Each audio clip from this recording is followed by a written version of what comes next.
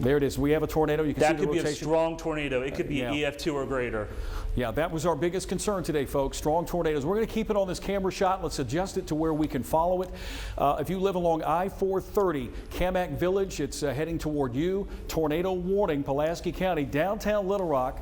In West Little Rock, right now being impacted by a confirmed tornado with debris.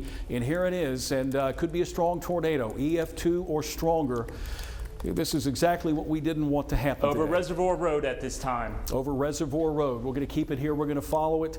Certainly looks like a tornado. Oh, my goodness. This will be heading towards North Little Rock, the Crystal Hill area. This will be heading eventually into the Sherwood area.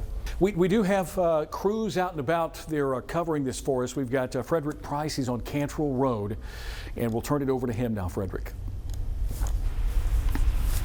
Hey Tom, good afternoon to you again. Yeah, we're getting deeper on Cantrell Road and we're noticing a lot of damage. Tree limbs are on the road. We have a tree over here to my right that is down. People are actively working to try to clear this so that traffic can get through here. Not a lot of traffic is being able to pass on Cantrell right now because they're trying to get this road clear. But I do have a young lady, Alexa, who was in a tennis shop at the time. Kind of tell me, when this storm passed, what were you doing and what was going on essentially? We were just in the tennis shop, and then my cousin called me and she's like, the tornado's coming in. So I ran outside thinking she was in my car, and we looked and the tornado was right there with those trees, and we watched it, and then the people that own the shop told us to come in, and we went to the basement, and then we waited till the storm came out or was done, and then we came out and there was a tree on my car. Well, Alexa, fortunately you and your friends are okay. Thank you so much for talking to us. We're going to send things back to you, Tom. We're going to make our way down Cantrell and try to see more damage, but I can imagine that there is a lot of damage because this has been, as Nathan and you have been saying, pretty catastrophic. Well, every time we've gone to Ian Russell for a report in West Little Rock, for the last 3 times we've gone to him, we've heard a chainsaw. Let's see if we're hearing one tonight this late. Is it still going out there, Ian? Hey, Craig. It's not right now. It's things have quieted down a little bit. The LRPD is kind of blocked off the road, so really only the essential travelers, the first responders, people who live in this area can kind of get through here. But otherwise, it's quieted down for the night. And doesn't look like there's any power out here either. It's been pretty dark. Really, the only thing that I can see light-wise would be the lights from the LRPD cruisers that are sitting out here. But I want to take a second to talk about, you know, we've seen these pictures and videos of damage from the storm all day, but sometimes it's hard to really see how big they are without seeing kind of a frame of reference. So I want to show you this tree next to me. This is the root structure of a tree that fell on a home here. We're on Green Mountain Drive in the intersection of Ethan Allen here. For reference, I'm 6'3". So to see how tall this is, I mean, you can just imagine how strong the storm was to have to rip this down and knock this over here. And again, the pictures and videos that people have been sending us, as we've been here all afternoon, a lot of people have been sharing those pictures and videos with me. So of course, thank you for doing that. But one person I talked to had a very unique perspective, Tony Garlington, who watched the entirety of that storm from his front porch. As the storm moved through Little Rock, those in the metro held on to what they could. I heard the sirens, so I came outside because I noticed through the windows that nothing was happening, and it was clear and you know, and all that. So I was that guy. That sentiment from Tony Garlington changed quickly. Stuck on his porch, battered by debris, unable to open the door, finally turning around to this. That was pretty jacked up. Off Green Mountain Drive in Little Rock this afternoon, help was everywhere. From the machines of Public Works to the chainsaws of strangers, all to help anyone who needed it. I don't mind helping. That's really why I'm out here. If they need me to do anything, if there's anything I can do to help, why not? And in this neighborhood, they need all the help they can get. Honestly, but wasn't expecting to see all this. You can't, we blessed. Miss us by here. I stay relieved right down there. So we're blessed. Some, like Cartier Braggs, didn't see much damage. Others, like Garlington, saw too much. My mom and dad, one of my sons, and me, yeah. We all live right here, and we were all hit. Generations that are safe, homes that are not. Well, it's painful to see these homes destroyed. Garlington says they'll rebuild. He's just happy to see his family safe. We're going to go stay in a hotel tonight and then try to figure out what to do. Never been in this situation. I've always seen it on TV, but it can happen to anybody, I guess.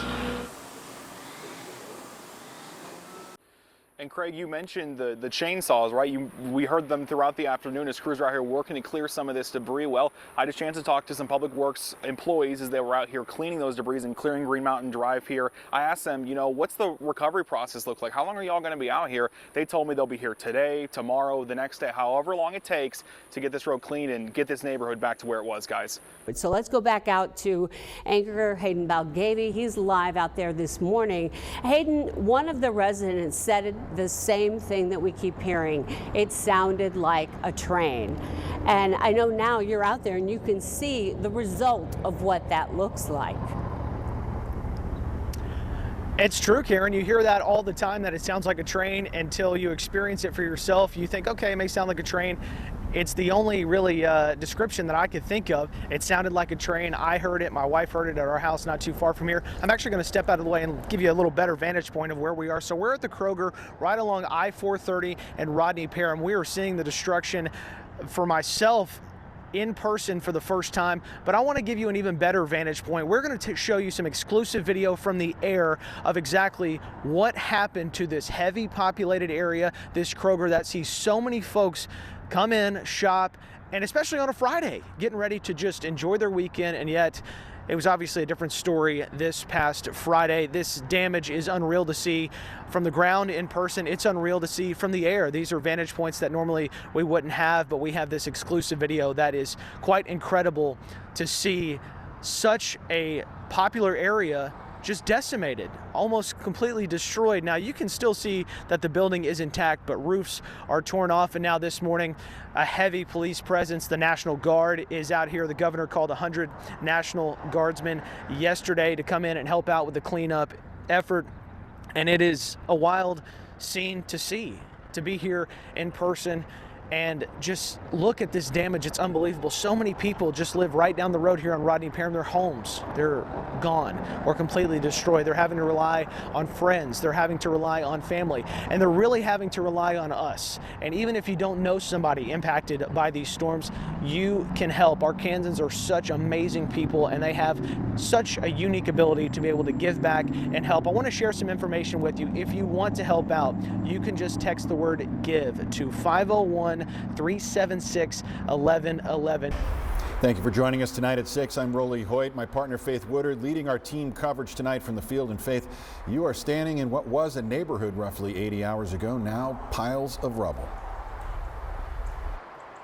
Yeah, Rolly, this is something that I've never seen before. I'm here in Little Rock in a neighborhood that has been completely devastated. If you take a look behind me, you can see some homes that have been completely wiped away and demolished. You can see tarps on a lot of these roofs here.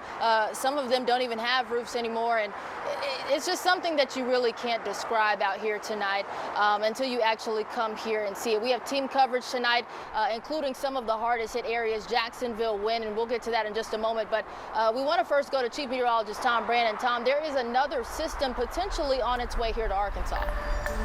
Faith, that is correct. This looks to be more of an overnight into early Wednesday morning. Can't stress enough to have many different ways to receive severe weather information, because we do know that some of you will want to go to sleep, but thunderstorms are expected. In fact, the risk is higher than it was this morning. Yeah, Tom, thank you. Now, state leaders have been traveling all across Arkansas just to get a look at some of this damage and trying to assist in recovery efforts. Now, that includes Governor Sarah Huckabee Sanders, who has toured all across Arkansas. And today she made her way to Camp Robinson to get an update from the Department of Emergency Management and FEMA, alongside Arkansas Senator Tom Cotton. Now, they shared that FEMA has opened their headquarters at the Little Rock City Center, offering people anything they may need to move forward.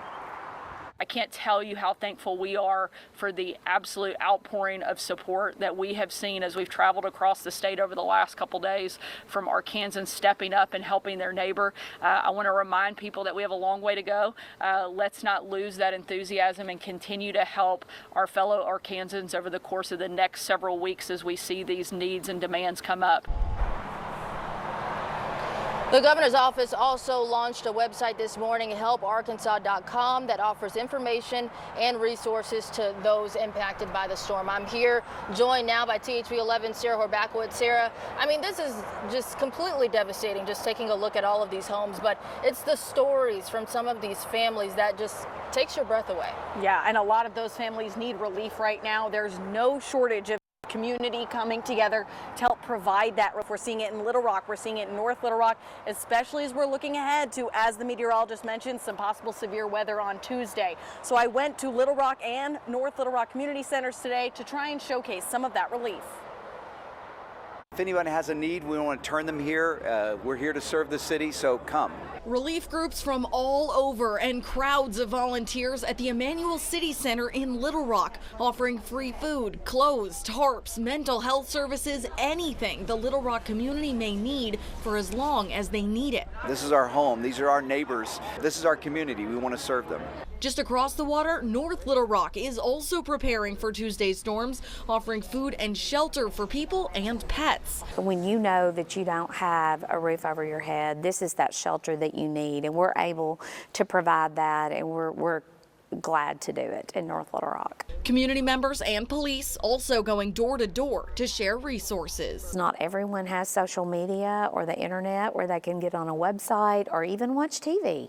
So we provide that information for them in print and then say, how can we help you? And that's part of why North Little Rock created a hotline specifically for anyone with any relief questions. That number right now is at the bottom of your screen. Little Rock also has more information for questions on their city's website. All right, Sarah, thank you so much. Now, we've been following all of these different organizations at work across faiths and beliefs. Several of those groups are also working to cross language barriers, specifically Spanish. THV11's Jalissa Garza joins us tonight with the people at work in those communities and how you can help them. Jalissa? Rolly, it can be difficult finding resources or information for Arkansans who don't speak English, but the Mexican Consulate of Little Rock and Seis Puentes Education Center are trying to make it easier and accessible. I have had several interviews, radio, TV, bloggers, trying to share valuable information to the Hispanic community at large. The Mexican consulate has been working around the clock to make sure Spanish-speaking Arkansans are taken care of. We have been answering the phones, letting the people know what they can do, especially if they have insurance, or if they don't have insurance, we have other advice to offer to them. Consul Carlos Giral says they've been going to different locations across central Arkansas to lend a helping hand. At the end of the day, we are all human beings and we need to support each other, especially in difficult times. Seis Puentes Education Center also providing items people may need, and more importantly, translating. We help build that bridge between Spanish and English-speaking folks. Executive Director Raul Fernandez says right now they're in need of more translators so they can reach more Spanish-speaking Arkansans. If you know Spanish, use it. If you don't know Spanish and you know someone who knows Spanish, use them. You know, if we all come together the way I've been able to see our cities come together the last few days, this is definitely something we can do. Making sure information is available in Spanish is something Fernandez says is vital in recovery efforts. An estimated of upwards 9% of our community here in Central Arkansas is Hispanic. You know, that's a pretty high number, and we've got to make sure that we're getting out and making that effective communication. If you happen to speak Spanish and can help Seis Puentes, you can give them a call. And if you know someone who is in need of information in Spanish, the Mexican Consulate has a 24-hour hotline. That number is 501-952-3462, and it will stay open for the rest of the week and weekend. El Centro Cristiano on Cleveland Street is also another place to go for help and information.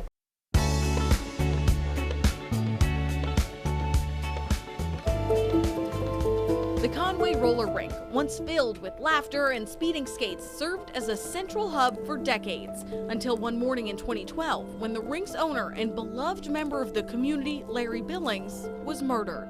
I didn't realize how much of an impact he had on the community until he was gone. 11 years later, his son Michael still wants answers. Shock. Yeah, I think there's always going to be anger, like not knowing fully what happened. On October 29, 2012, Larry Billings was killed in his home, a single shot to the back of his head. I've read this case over and over several times. Detective Jim Howington now leads the investigation. Mr. Billings was lying in bed and was murdered. Timing was planned that they wanted him dead. Police say Larry wasn't found until later that afternoon when his 14-year-old son got home from school. Went inside the house and tried to wake him up and found blood. According to Detective Howington, Larry's wife and stepmom to his kids, Lavena, told police she left the home that morning to run errands. THV11 spoke with her about that day back in 2013. I was driving home and he called me on the phone and I knew something was wrong. But police say this didn't look like a random robbery and there were no signs of forced entry to the home. He had no enemies, as far as anyone that I talked to knew. So why would someone kill Larry, a man loved by so many? Detective Howington focused in on a motive, including one with a $1.3 million payout. Mr. Billings had plans to sell the skating rink. Money hadn't yet changed hands, but a buyer was set.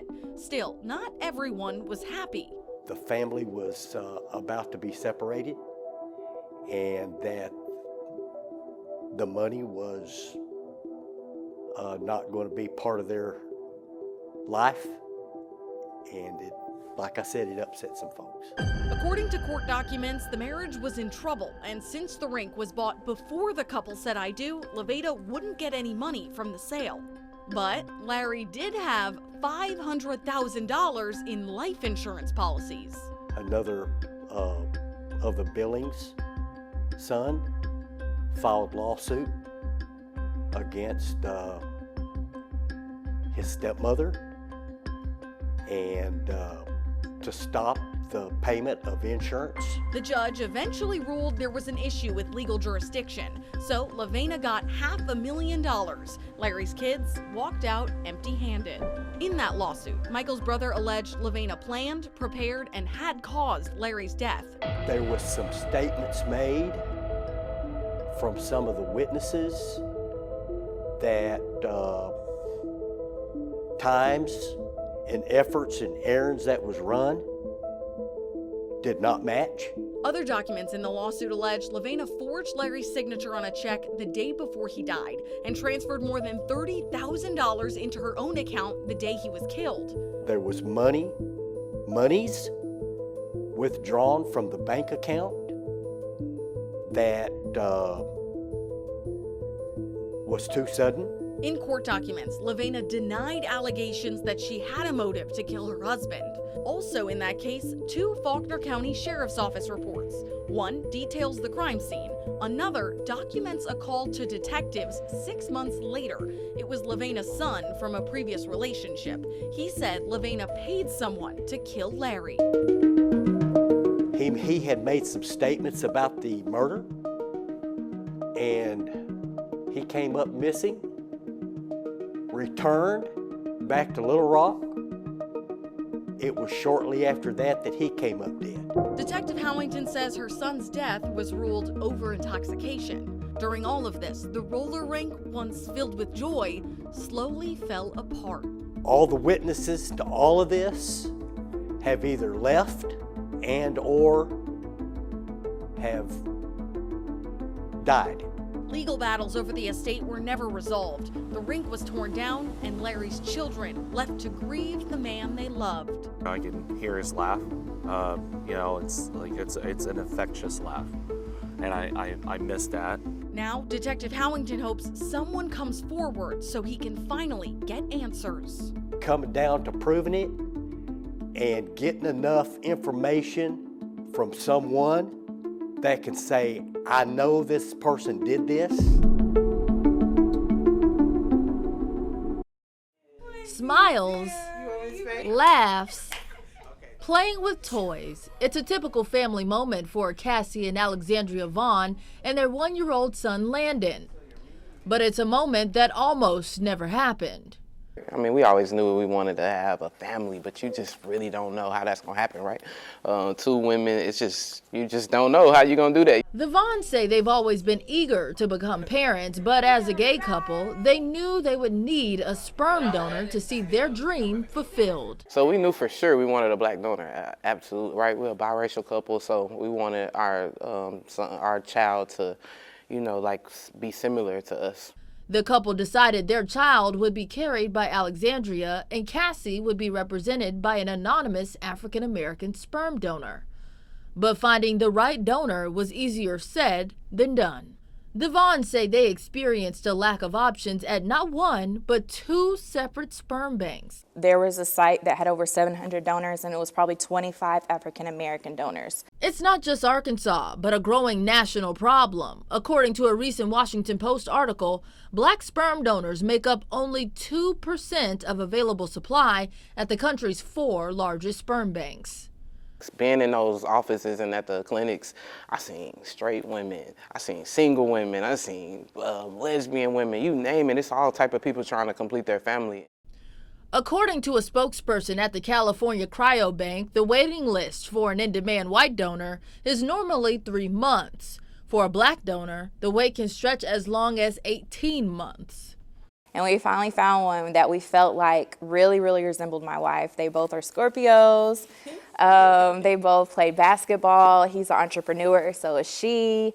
The Vaughns say the birth of their son Landon makes them thankful for those who do donate to all families in need, including those battling infertility.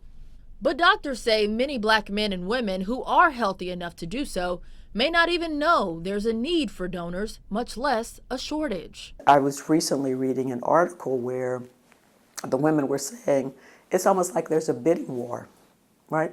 There's so few African American donors that they try and buy it up.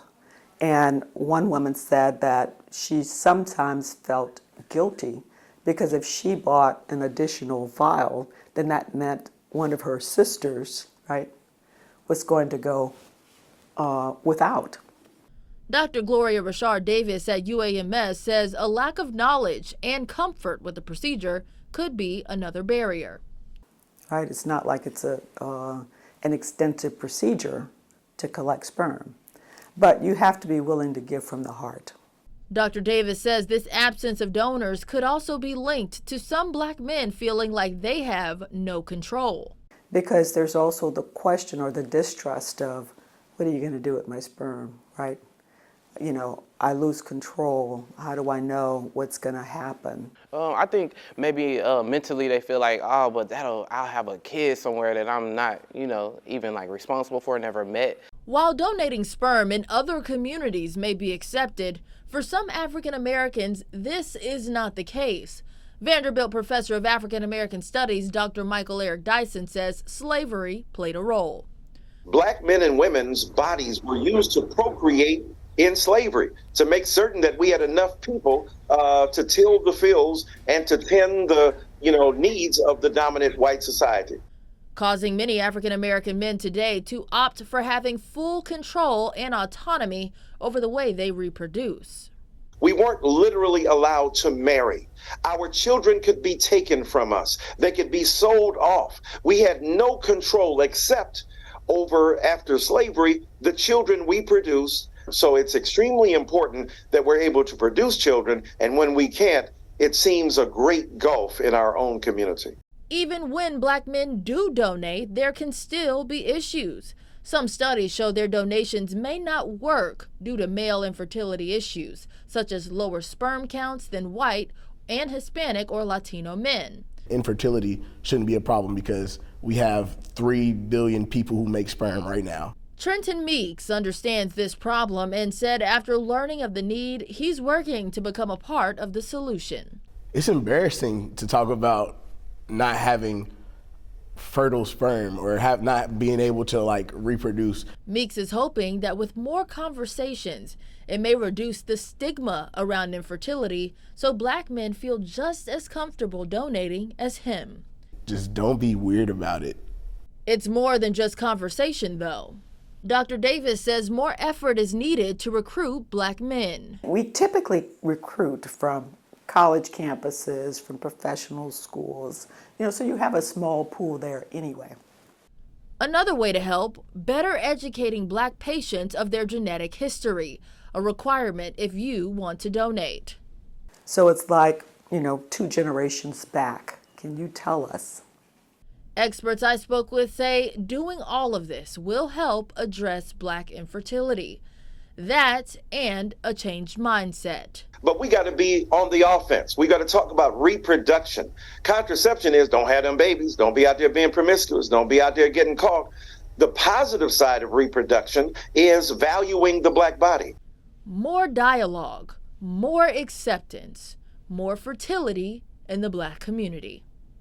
Aging infrastructure and staffing shortages are putting a strain on small towns working to keep the water flowing. Engineers say cities and the state need to make fixing this a priority, but it comes with a hefty price tag. We began a 6-day period where 5 of those days we were without water at all.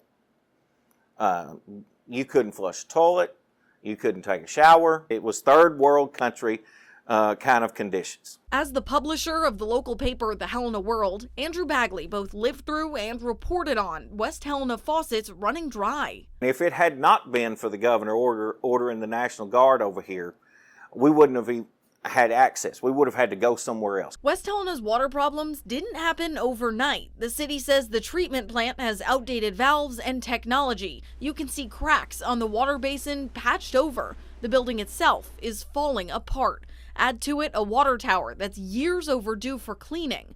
Right now, the water is safe to drink, but these issues are putting access at risk every day. This is the chickens coming home to roost. Deferred maintenance for decades. Well, the age is part of the problem. In fact, the mayor's chief of staff, James Valley, says they haven't changed much at the plant since it was built back in 1964. Well, the old system runs several risks. Everything has to meet the right place at the right time. If it doesn't get there, the customer ultimately doesn't get the water. And that's what Valley says happened earlier this summer. Back in June when we had the collapse where the water system just shut down, we were seeing it a whole lot more often. But since then, we've figured out what the problem was and found a way to manage it. The short-term fix requires the only water operator at the plant to climb underground multiple times a day in order to manually keep their air-pressured lines running. And that's the way they were doing it in 1964, but now they have electric control valves where you just flip a switch. But you don't have that. We don't have them, but we're going to get them. In order to pay for new equipment, the city asked the state for $650,000. They got $100,000 as a loan. But to fix everything, the city estimates it would cost tens of millions of dollars. I bring in a crane and knock it all down and start over. That's what I would recommend. It's not just West Helena. Aging water systems are at risk of failing in cities across the state. It's an issue the Arkansas Rural Water Association has been sounding the alarm about for years. As long as the water's flowing, everybody's happy. But, there's going to be times when it's not going to with the aging infrastructure we have across the state and the nation. We met with Dennis Sternberg and his colleague at Arkansas Rural Water. In 2018, Sternberg helped assess the state's water systems. Arkansas received a D+ grade and a price tag of $7.4 billion to fix everything. I mean, that money has to come from somewhere. And right now, we've had an influx of monies this year because of ARPA monies the state received, and Governor Hutchinson allocated $270 million for water and wastewater, and they split that in half. And now there's a waiting list of people. Some help, but only a drop in the bucket of what's actually needed. So unless there's more funding, the next place water providers will likely have to look for money is from customers. But that can put a bigger toll on small towns. To be able to provide good rates to carry and maintain and make their system sustainable, but yet don't have the population. So they're going to have a higher rate than you will see in the Little Rocks, the Fayettevilles, the Fort Smiths, where you have a consolidated population to spread that cost over. The 2020 census backs this up. Many Arkansas small-town populations are getting even smaller, putting further strain on the people who still live in them. I think the community water systems infrastructure is the soul of any community. If you don't have good water, you ain't going to have people live there. Sternberg says water plant workers are also leaving smaller cities, something West Helena struggles with. And we're paying them, let's say, $15 an hour. They can go to Little Rock and get $22 an hour the next day. So what would you do? All of this putting smaller cities and towns one step closer to a water crisis. If we can get people to come back here and start investing their time and their lives and their work here, we can turn this around eventually. But the fact of the matter is, right now, the system is held together by the equivalent of bubble gum and duct tape. As cities across the state wait on a multi-billion-dollar solution. We got old infrastructure that if we don't replace it, we're going to see these problems repeat themselves. I think everybody ought to be concerned. Everybody ought to be drinking the best water. We live in the United States. We live in the state of Arkansas. There's no reason we can't do it, but it costs. Arkansas Rural Water says it's not just small towns responsible for that $7 billion price tag. The infrastructure in big cities is also aging and will need repairs. We're now in the point where that energy transition is very real and is happening across the globe. Across the globe includes southern Arkansas. The region is full of potential energy, and it's sitting under the soil.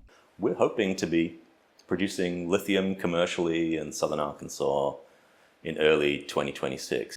Andy Robinson is the Chief Operating Officer of Standard Lithium. That's the Canadian company we first introduced you to a couple of years ago. They've staked the earliest claim in Arkansas to extract the chemical needed to power all the rechargeable batteries that could one day break our dependence on oil and gas. Since 2020, they've used an extraction process that taps into the vast amounts of salty liquid found 2 miles underground called brine. They then run it through this small-scale test facility in El Dorado. Huge amounts of this lithium-rich brine are waiting to be tapped from what's called the Smackover Formation. We've learnt how to take the brines from the Smackover, process them to get the lithium out directly from them, put that brine back in the ground again once the lithium has been extracted, and we've learned what we need to learn to now move to the commercial steps. Here's why scaling up that demonstration project is so important. If it doesn't work, the chances of getting all that lithium out from down there practically disappear. You see, the way foreign countries usually get the lithium is by building giant evaporation ponds, usually in the middle of deserts. This is the site that Standard Lithium plans to build their processing plant. It's 118 acres, mostly timberland. It's close to a rail link and Highway 29. But if it were an evaporation pond, it would be 120 times larger, about 30,000 acres. Nowhere in the Smackover Formation is there that kind of space or the appetite for that much environmental destruction. It appears that drilling brine this way is the only way to unlock the lithium. Really, genuinely really proud that we are taking this very modern approach and having such a light footprint on the planet. The implications of going from a test program to commercial production could be game-changing. The Smackover is a vast crescent of land spanning from Texas to the Florida Panhandle. Southwest Arkansas promises to be the hub thanks to its history as an oil and gas producer. Old wells and derricks dot the landscape, and drilling for brine and lithium is easy here. That ease promises to make this energy boom much different. We're really aiming to be a leading supplier of lithium by 2030. If you're looking for signs that extracting it from brine is going to work, look no further than 2 weeks ago. That's when oil giant ExxonMobil bellied up to the lithium bar with an announcement alongside Governor Sarah Huckabee Sanders. This is something that has the ability to have tremendous long-term economic impact. Patrick Howarth with ExxonMobil outlined the oil giant's goals that day at the state capitol. He reiterated their plans while speaking with us a couple of days later from Exxon's headquarters. So it's probably a little bit too early to say to exactly how big it could be, but we feel that we can contribute to providing lithium for at least 1 million EVs by 2030. Standard Lithium has similar goals, perhaps a year or two sooner thanks to their head start. When it comes to a booming, thriving lithium industry in Arkansas, both Robinson and Howarth say there's still a long way to go. But to them and their investors, that potential energy is there. The world and North America really needs lithium urgently, and we think that these critical resources that we're hoping to develop in Southwest Arkansas near Magnolia can play part of that story. There will be ups and downs over the years, but we think this is a long-term energy transition, and Southern Arkansas is definitely going to be a central hub for this story. In El Dorado, Rolly Hoyt, THV11 News.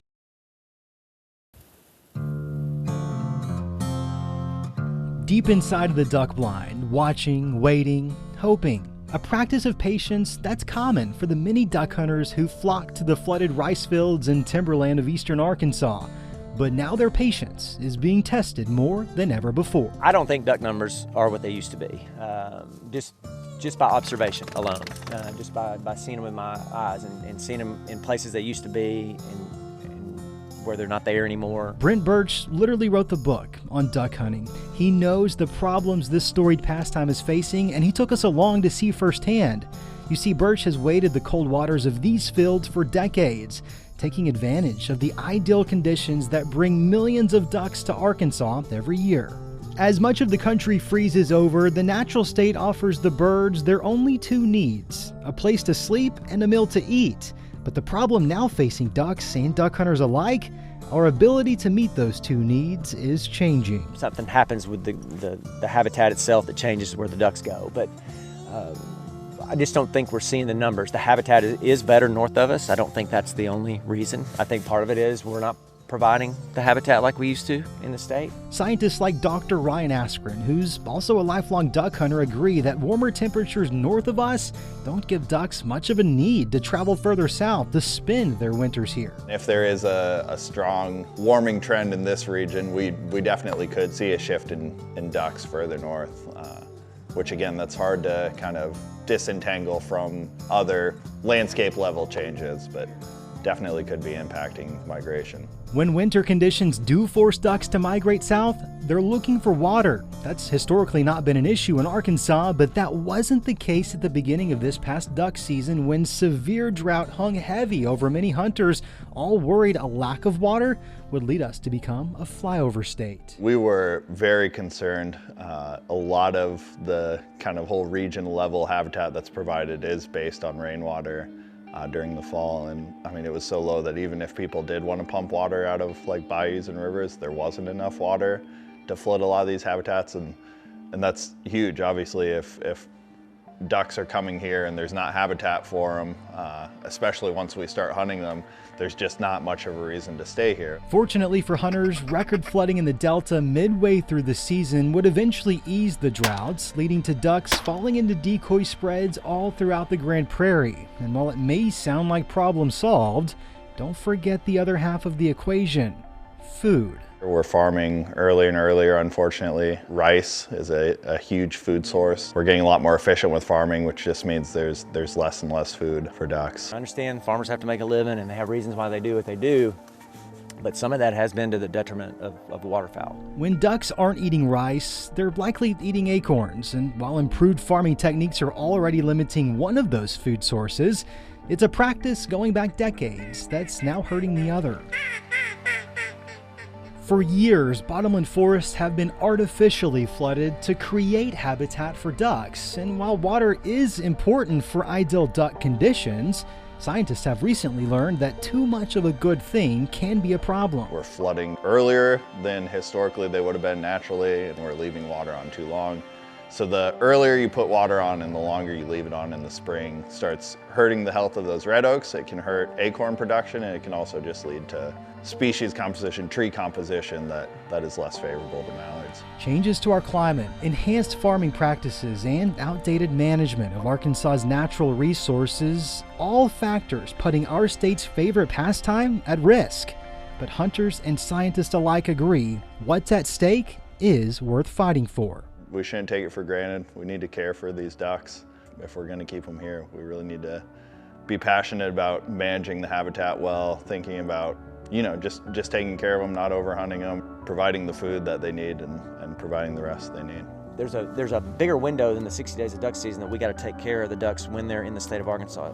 And I believe that's a big part of our responsibility as hunters and landowners and habitat managers is to do all we can to help them have all the conditions they need to be good to go back north, so they'll come back next year with babies and more ducks, and it keeps building. In East Arkansas, Scott Covert, THV11 News.